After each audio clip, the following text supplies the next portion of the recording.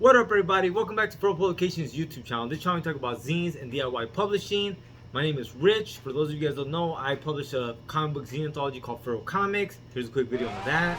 Feral Comics is the comic book zine anthology that I publish. This is filled with underground subversive comics by different cartoonists from all kinds of places.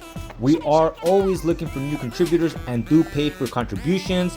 Also, new readership, $20 for 1 year subscription or $3 for an issue.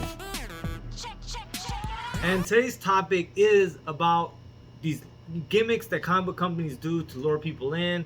I'm going on the record saying that this gimmick that I'm going to talk about now, I'm never going to do it. So I'm putting that on the table for everyone that's listening. Hold me to this shit. If years from now something happens and there's a Feral Comics issue 1, fucking send me this clip, okay? Because here's what's going on. Feral Publication, the Feral Comics project is growing. It's doing well. And my mind is always like, as these things continue to grow and do well, I start trying to think about what would be the next foreseeable steps. So one of the things that I was planning on doing this year before inflation got really crazy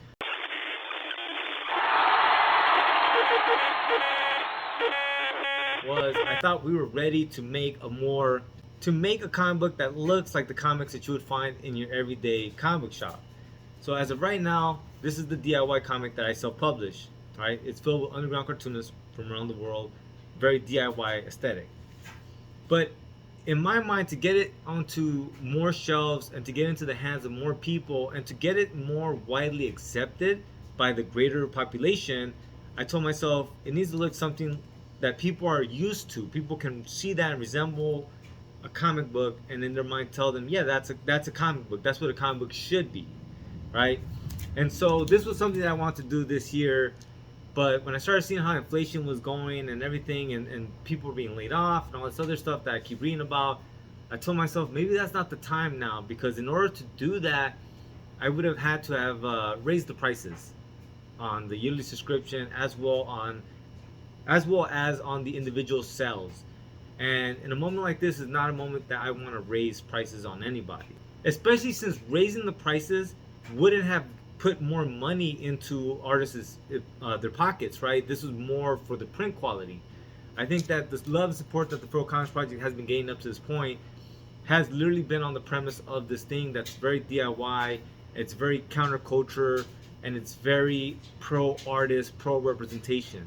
And definitely I want to get all of these underground subversive cartoonists from around the world, the people from Spain, the UK, the people that from Singapore, and everyone else that has, been a part of the Feral Comics project, Australia and everywhere else.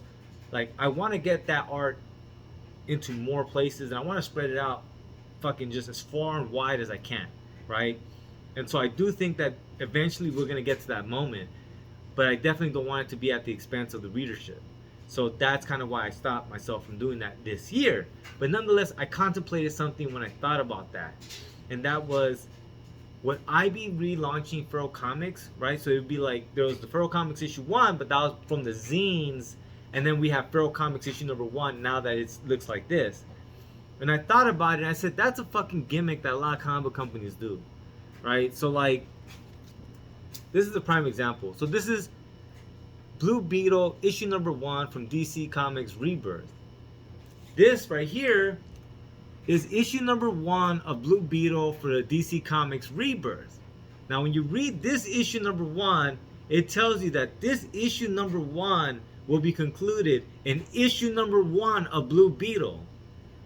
Do you see what I'm saying here? This is a straight up fucking gimmick. This is so that collectors buy one and then buy one again. And it's the same thing. So like something, that's always really messing with me is the series, right? So people have issue 1 through 6, and that's one storyline. And I think that's part of that gimmick, that they do it so that they're continuously that issue number 1. And I get it that they give people a point to start, but my thing, the way I think about it is like, for the 23 people, because I think there was only 23 issues of Feral Comics issue number 1 that was printed, right? So for the 23 people that got an issue of Feral Comics issue number 1, like, don't you get bragging rights? Like, don't you want to give bragging rights to the people that supported you from the beginning? but you kind of don't, and it's almost at their expense that you continuously do that, right? So that everyone can jump in on the issue number one, and you don't want to hurt anyone's feelings. But I'm not hurting anyone's feelings. I'm just applauding the fact that we got this far because those first 23 people bought issue number one. Without those first 23 people buying issue number one, we wouldn't have gotten to 16, 17, and this thing wouldn't have grown and built the way it grew and built. And when I see this with the comic book companies, when they do this shit, it's a gimmick that I think is hella rude and disrespectful to the people that have been part of that, you know, that character and all that other stuff, right? And it's a money grab, it's a cash grab. And I always like what Todd McFarlane said about that, right? When he talked about how Spawn is now the longest running, and it could have been Batman, it could have been Superman, but they wanted that dollar, that continuous dollar of like the new issue number one. Get the new issue number one. Get this is the new issue number one. It might be worth a lot of money. And it's like, once again, I'm going on record. As we continue to grow and build Feral Comics, that's a gimmick that we are not going to do in this motherfucking place. Alright? We're not going to do that. We're going to stick to our guns. And to the people, the 23 people that got issue number one of the Feral Comics Project, kudos to you motherfuckers. And to anyone that's joining from this point forward, you can get whatever back issues we have available. But guess what? Good luck finding issue number one, man. That's going to be a needle in a haystack. And the shit that I love about kind of what's going on here with the Feral Comics Project is that legit, like, this shit is growing, it's going well.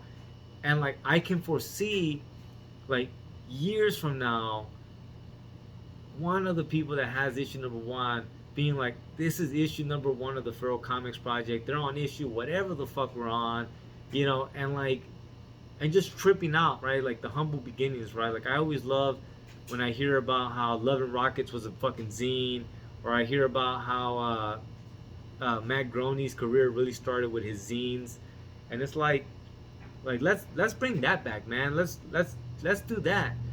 But even further, like wouldn't it have been dope if Love and Rockets would have always recognized issue number one as the zine that they published? And I don't know, that always stuck with me, and I thought that would have been super fucking cool to the first few people that bought that zine. Right, because I can't imagine that there's just an abundance of them, but they would have had the first Love and Rocket ever. You know, they could have reprinted it in graphic novels later on, so on and so forth, but like that would have been the only issues to have existed. I don't know. I just always thought that would have been fucking so tight for the people that bought them. But that's just me ranting and raving, man. So once again, I'm on record. I'm against this issue number one fucking comic book gimmick. Not gonna do it. Hold me to that shit if I fucking fall off. But alright, you guys, thank you so much for watching. Please like, share, subscribe, and I'll see you guys next time. Lates.